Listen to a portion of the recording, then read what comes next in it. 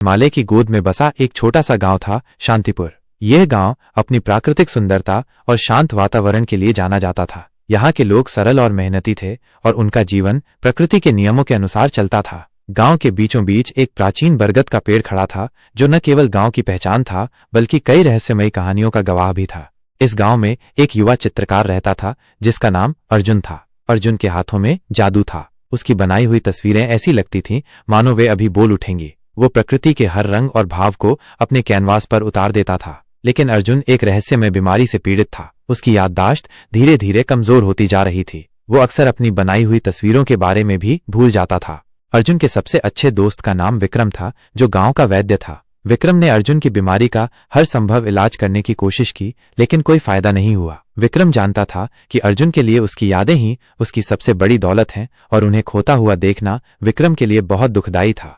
एक दिन गांव के सबसे बुजुर्ग व्यक्ति दादा किशन ने अर्जुन और विक्रम को बरगद के पेड़ के नीचे बुलाया। दादा किशन ने अपनी झुर्रियों वाली आंखों से अर्जुन को देखा और कहा, बेटा अर्जुन, मैंने सुना है कि तुम अपनी यादें खो रहे हो। यह बहुत दुख की बात है, लेकिन याद रखना, यादें केवल दिमाग में ही नहीं, दिल में भी बसी होती हैं। दादा किशन ने आगे कहा, हमारे गांव में एक पुरानी किंवदंती है। कहा जाता है कि इस बरगद के पेड़ की जड़ों में एक रहस्य छुपा है। जो कोई भी उस रहस्य को जान लेता है वो अपनी खोई हुई यादें वापस पा सकता है।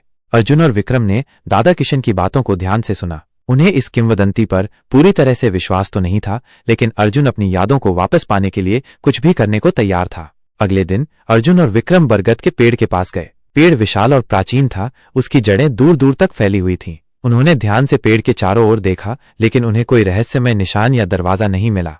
कई दिनों तक अर्जुन और विक्रम पेड़ के आसपास घूमते रहे, जड़ों को खोदते रहे, लेकिन उन्हें कुछ भी नहीं मिला। अर्जुन धीरे धीरे निराश होने लगा। उसे लगने लगा कि दादा किशन की कहानी सिर्फ एक किंवदंती है। एक शाम जब अर्जुन उदास होकर पेड़ के नीचे बैठा था, तो उसकी नजर एक छोटी सी नक्काशी पर पड़ी। ये नक्काशी पेड़ की एक मोटी जड़ पर बनी हुई थी और उसमें कुछ अजीबोगरीब संकेत और आकृतियां बनी हुई थीं। अर्जुन ने विक्रम को बुलाया और दोनों ने मिलकर उस नक्काशी का अध्ययन करना शुरू कर दिया। विक्रम, जो पुरानी भाषाओं और प्रतीकों का जानकार था, ने धीरे धीरे उन संकेतों को समझना शुरू कर दिया। नक्काशी एक पहेली की तरह थी, जो एक छिपे हुए रास्ते की ओर इशारा कर रही थी। कई दिनों की मेहनत के बाद अर्जुन और विक्रम ने पहेली को सुलझा लिया। नक्काशी में बताए गए संकेतों के अनुसार उन्हें पेड़ की एक खास जड़ को एक खास दिशा में घुमाना था। जब उन्होंने ऐसा किया तो पेड़ की जड़ के नीचे एक छोटा सा गुप्त दरवाजा खुल गया। अर्जुन और विक्रम आश्चर्य से उस दरवाजे को देखते रहे। उन्हें विश्वास नहीं हो रहा था कि किंवदंती सच हो सकती है। उन्होंने हिम्मत करके दरवाजे के अंदर कदम रखा।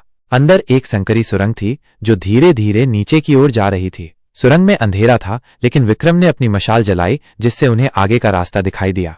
सुरंग काफी लंबी थी और ऐसा लग रहा था मानो वे पृथ्वी के गर्भ में जा रहे हों।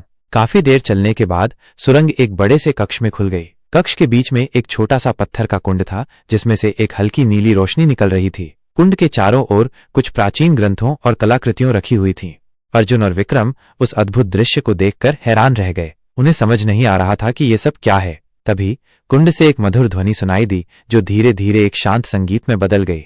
जैसे ही संगीत अर्जुन के कानों में पड़ा, उसे ऐसा महसूस हुआ मानो उसकी खोई हुई यादें धीरे धीरे वापस लौट रही हों। उसे अपने बचपन के दिन, अपनी पहली पेंटिंग, अपने माता पिता के चेहरे, सब कुछ याद आने लगा। उसकी आंखें आंसुओं से भर गईं।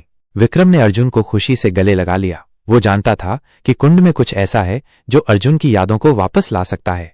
अर्जुन और विक्रम ने कुछ दिन उस कक्ष में बिताए। उन्होंने कुंड के रहस्य को समझने की कोशिश की और प्राचीन ग्रंथों का अध्ययन किया। उन्हें पता चला कि यह कुंड वास्तव में स्मृति का कुंड है, जिसमें प्रकृति की अद्भुत शक्ति समाहित है। यह कुंड उन लोगों की खोई हुई यादों को वापस ला सकता है जिनका हृदय शुद्ध और मन शांत हो। जब अर्जुन को अपनी सारी यादें वापस मिल गईं, तो वे दोनों गांव लौटने के लिए तैयार हो गए। वे जानते थे कि उन्होंने एक बहुत बड़ा रहस्य खोज लिया है, लेकिन उन्होंने ये भी फैसला किया कि वे इस रहस्य को गांव तक ही सीमित रखेंगे, ताकि इस पवित्र स्थान की शांति भंग न हो। गांव लौटने पर अर्जुन एक नया इंसान बन चुका था। उसकी कला में और भी गहराई और भाव आ गए थे। वो अपनी यादों को अपनी पेंटिंग में उतारने लगा और उसकी हर तस्वीर एक कहानी कहती थी। अर्जुन और विक्रम ने दादा किशन को कुंड के बारे में बताया। दादा किशन मुस्कुराए और कहा, मुझे पता था कि बरगद का पेड़ निराश नहीं करेगा। याद रखना बेटा अर्जुन, यादें अनमोल होती हैं और उन्हें हमेशा सहेज कर रखना चाहिए। उस दिन के बाद अर्जुन ने कभी भी अपनी